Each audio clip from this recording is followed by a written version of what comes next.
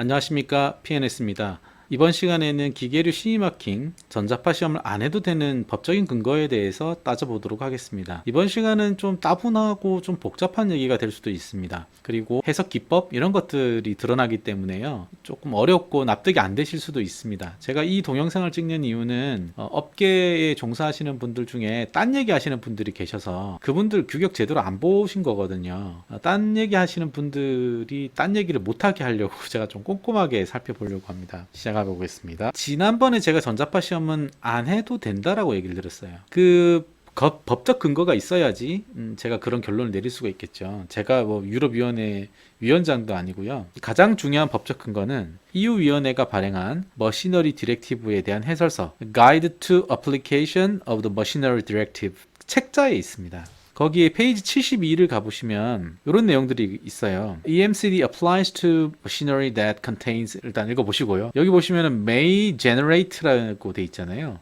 EMC 지침은 전자파를 생성시킬 수 있거나 영향을 받을 수 있는 부품을 포함한 기계에 적용합니다. 이렇게 돼 있습니다. 요거는 전제를 어떻게 깔아야 되냐면 생성시킬 수 있다. 즉 과도한 전자파를 생산시킬 수 있다라고 봐야 되는 거예요. 전자파를 생성시키지 않는 제품은 없습니다. 예, 단 하나도 없습니다. 그러니까 여기서 이 규격에서 얘기하는 것은 과도하게 생성시키거나 여기 보시면 영향받을 수 있는 부품, 내성이 확보가 되지 않은 부품에 대한 얘기라고 보시면 됩니다. 즉 제가 이제 전자파 적합성을 받지 못한 제품을 쓰면 전자파 시험을 해야 된다라고 설명을 드렸잖아요. 요 문구가 바로 제가 얘기한 그 주장에 대한 그 법적 근거가 되겠습니다. 그리고 보시면은 however 요 밑에 여기를 보시면 기계류 지침도 안전 관련 제품의 전자파 장애와 관련하여 기계의 내성에 대해서 관여합니다 라고 되어 있어요. 자, 이 문구가 굳이 없다면 그냥 기계류 지침은 전자파 장애와 관련해서 기계의 내성에 대해 관여한다 뭐 이렇게 얘기가 나오면 전자파 내성 시험을 하라라는 근거가 될 수 있을 텐데 정확하게는 스코프를 범위를 좁혀놨어요. 안전 관련 제품이라고. 안전 관련 제품이 아니라면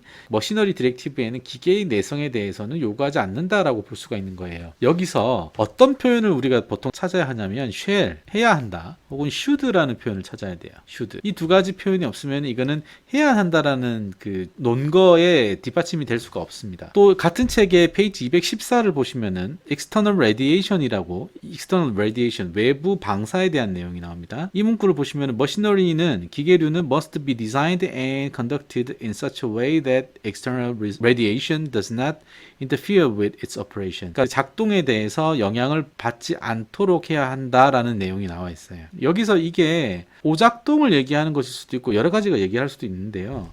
보시면은 be designed and constructed in such a way that external radiation이라고 되어 있잖아요. external radiation에는 그 전자파 방사뿐만 아니고요. external radiation은 방사능도 포함됩니다. 엑스레이 같은 거요. 엑스레이 이런 것들도 함께 포함하기 때문에 이 1.5.11장에 나오는 external radiation이 EMC 적합성을 요구하는 것이다라고 볼 수가 없습니다. 그러면 이제 왜 위험 설비에 대해서는 해야만 하나? 요거에 대해서 이제 좀 설명을 드리면, 안전회로를 만약에 여러분들이 적용을 한다고 했을 때, 그러니까 도어 인터록이나 비상정지 회로 이런 것들입니다. 반드시 적용해야 되는 규격이 EN ISO 13845-1 규격이 있습니다. 이 규격에 보면 고위험 설비인 경우에 S가 2로 구분이 되고요. 그렇게 되면은 나중에 이제 카테고리 2, 3, 4를 충족을 해야 된다라고 결론이 날 수가 있거든요.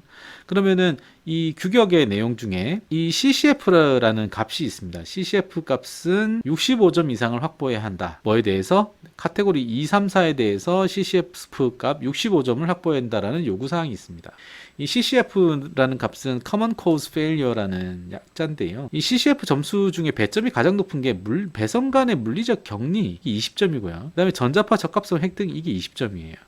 나머지 따질 필요가 없어요. 이 두 개가 다 안 되면 어떻게 됩니까? 60점이 돼버리죠. 나머지 만점을 다 받았더라도. 그러니까 이 둘 중에 하나라도 안 돼 있으면 어떻다? 2, 3, 4를 충족할 수 없다라는 결론이 납니다. 그래서 제가 말씀드렸다시피 배선 간 물리적 격리를 확보를 하거나 아니면 전자파 적합성을 확보를 하라. 둘 중에 하나는 해라. 이렇게 얘기가 되는 거고요. 유럽에서는 배선 간 물리적 격리를 취하는 방식으로 하고, 한국에서는 이게 좀 장비의 특성인 것 같아요. 장비의 특성상 이게 좀 어려우니까 전자파 전자파 적합성을 획득하는 방식으로 하는 것 같습니다. 기적으로 이게 단일 품목일 경우에, 즉 수출을 하는데 한 대 만들어서 한 대를 파는 거다라고 하면 어쩌면은 요 배선 간 물리적 격리를 취하는 것이 더 가격이 쌀지도 모릅니다. 실제 좀 공정수가 좀 많이 들어가더라도 유럽용으로 수출되는 기계에 대해서 요 작업을 하면 되니까요. 사이즈도 좀 커질 수밖에 없고요. 그런데 좀 많은 제품을 생산한다고 하면 요거를 선택하시는 것이 차라리 더 나을 수도 있습니다. 전자파 적합성 획득이요. 왜냐하면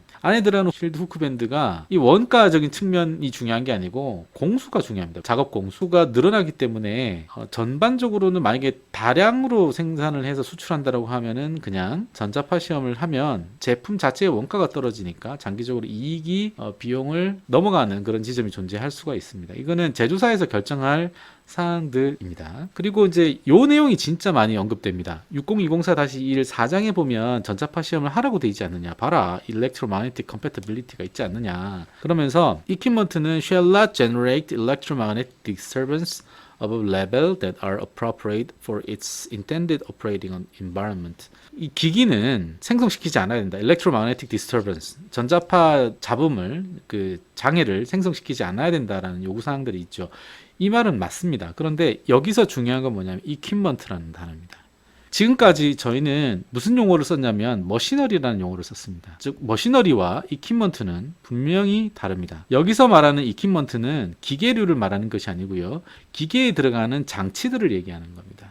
규격에서 얘기를 할 때 우리가 밑에다 좀 쓸게요. 머시너리라는 용어가 있고요. 그 다음에 여기에 equipment라는 내용이 들어가 있습니다. equipment가 들어가 있고 또 device라는 용어도 들어가 있어요. 그리고 또 기기라는 apparatus라는 용어가 들어가 있습니다. 이것들이 다 다르게 쓰여져요. 통상 머시너리가 가장 큰 기계를 의미를 하고요. equipment는 거기에 들어간 장비들을 얘기합니다. 가장 대표적인 장비가 PC나 모니터 이런 것들이고요. 예를 들어서 로봇 컨트롤러가 들어갔다. 그러면 그것은 equipment에 해당이 됩니다.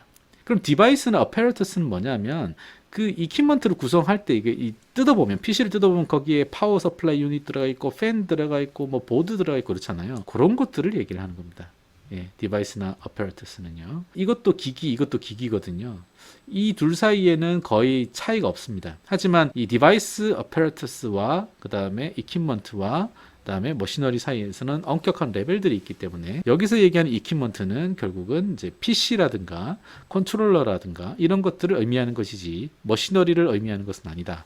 그래서 기계에 대해서 EMC 적합성을 논하는 것은 적절하지 않다가 되겠습니다. 이게 KSC IC6020-1에서도 똑같은 내용이 나옵니다. 보시면 여기 장비라는 표현이 나오죠. 한국에서는 장비라는 표현을 굉장히 많이 씁니다. 기계류에 대해서 반도체 장비 뭐 이렇게 얘기를 하는데 반도체 기계죠. 정확하게는. 그러니까 기계류라는 표현과 장비라는 표현을 분명히 조금 다르게 생각을 해주셔야 됩니다. 안 그러면 규격을 확대 해석하게 되니까요. 제가 항상 얘기 드립니다만은 규격을 해석을 잘하는 사람들이 여러분들이 이익을 잘 지켜줍니다. 변호사 능력 있는 변호사는 법조문을 잘 이해하고 그거에 대해서 반론을 잘 설명을 하는 사람들이듯이 이 인증 쪽의 엔지니어들 혹은 그 규격을 해석하는 엔지니어들도 이 말을 굉장히 잘 해석하고 이해를 할 줄 아는 사람이어야 됩니다. 그리고 EN 60204-1의 18장 베리피케이션에 보면 이런 내용들도 나옵니다. 이 18장이라는 베리피케이션이 뭐냐면 이 기계에 대해서 검증을 어떻게 할 것인가를 다루는 거예요.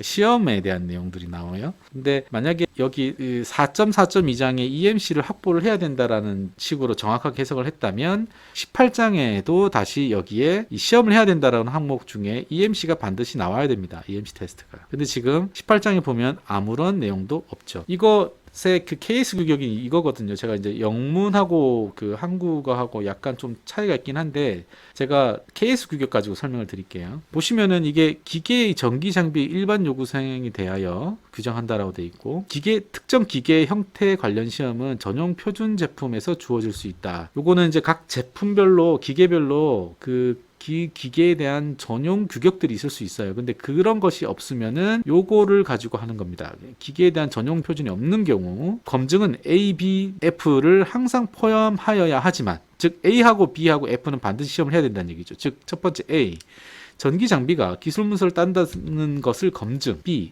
전원의 자동차단에 의한 보호 조건 검증. 이것이 바로 제가 저번 정기 시험에 대해서 얘기했던 것 중에 Protective Bonding Continuity 테스트 하나 하고, 그 다음에 제가 폴트 루프 임피던스 테스트 설명드렸죠. 근데 폴트 루프 임피던스 테스트는 제가 할 수 없다라고 말씀드렸습니다. 현장에서는 기계를 만드는 제조사 쪽에서는 할 수 없다고 말씀드렸습니다. 그래서 A, B 혹은 F는 항상 포함해야 한다고 했는데, 우리가 기계 제조사 차원에서 할 수 있는 것은 A, 그 다음에 B의 시험의 일부인 보호 접속 연속성 시험과 그 다음에 F, 기능 시험, 이것은 반드시 해야 한다라고 보는 거죠.